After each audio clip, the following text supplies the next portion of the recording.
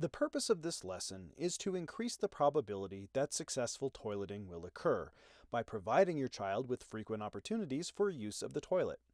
Such opportunities should be scheduled to occur at least 2 or 3 times per hour, usually every 20 or 30 minutes. This is where your timer can help. While it's important to be consistent at all times, particular care should be taken to provide toileting opportunities following certain activities, such as snack time, mealtime, or any period during which the child may consume substantial quantities of liquids or solid foods. While it may seem like a lot of times to be checking during the day, this schedule is extremely important for the success of your child. Simply put, the more they have the opportunity to use the toilet, the more likely they are to have success and to learn to use the toilet. Prior to being asked, also known as prompted to go to the toilet, the child should be asked, "Do you have to go potty?" and prompted to say potty or "I need to go potty."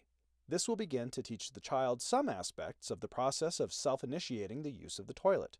Please feel free to replace the word potty with any language your family uses, like toilet or bathroom.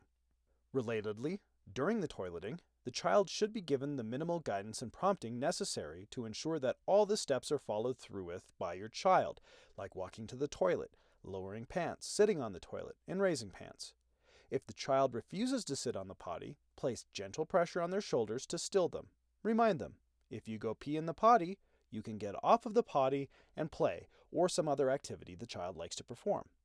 When it comes to self-initiations, if your child spontaneously asks to go to the toilet between scheduled toiletings, they should be taken immediately. It's important that easy access be provided as much as possible in the settings that your child encounters.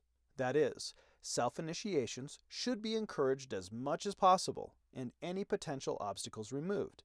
For example, if a child's too small to get up on the available toilets in a setting unassisted, a potty chair or step stool should be made available. Some families will even put a small, movable potty chair into the main living room of the house for the first few days to increase opportunities to access the potty and decrease the likelihood that an accident will happen. Next, let's talk about some step-by-step directions for providing scheduled opportunities to use the toilet. Step 1. Provide frequent scheduled toileting opportunities, 1 to 2 times per hour, usually every 20 or 30 minutes, based on how often the child is likely to use the bathroom. Step 2. Prompting the child to make a potty request either vocally or manually prior to being taken to the toilet.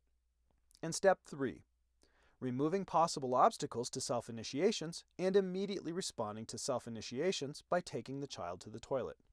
When you first start potty training, the majority of the work will be done by you, the parent, caregiver, or guardian.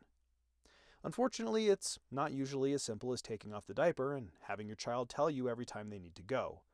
In fact, for the first several days, and maybe weeks, it may feel like you're the one that's potty trained. You are trained to put your child on the toilet every 20 minutes. But if you can stick to a solid potty training schedule, it will pay off in the end. The next thing is the necessary actions you need to make to assure the child is successful with potty training. Action number 1. The first thing you need to do is clear your schedule. Part of the potty training schedule is making sure that you have time in the first few days of potty training to stick around the house and make using the potty a priority. It's best if you can spend at least 2 or 3 days at home and not be distracted by errands, multiple caregivers, or having to visit strange bathrooms.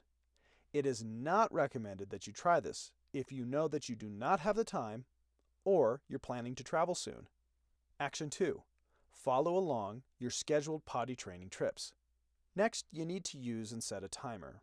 This can be a timer on your phone, your watch, or even through an appliance in the house like an oven, microwave, or Alexa unit. Once you take off the diaper, set a timer and plan to take your child to the bathroom every 20 or 30 minutes. One of the main causes of potty training accidents is because the child is having too much fun or is too engrossed in play to listen to their body and make it to the bathroom in time. This is why at the beginning of this training program, it's your job to interrupt their play, remind them, and give them some time to go to the potty. They probably won't need to go every 20 minutes, but at least you're giving them time and space to sit on the potty for a few minutes to try. Even just sitting on the toilet is good practice for learning the habit. It's important to note that if your child is not able to stay dry during 10-minute intervals, the chances are they're just not ready for potty training. Be sure to watch the previous lesson about when to start potty training and make sure your child is showing the signs of readiness. If not, try again in a month or so. Action 3. You'll need to incorporate potty training charts and rewards.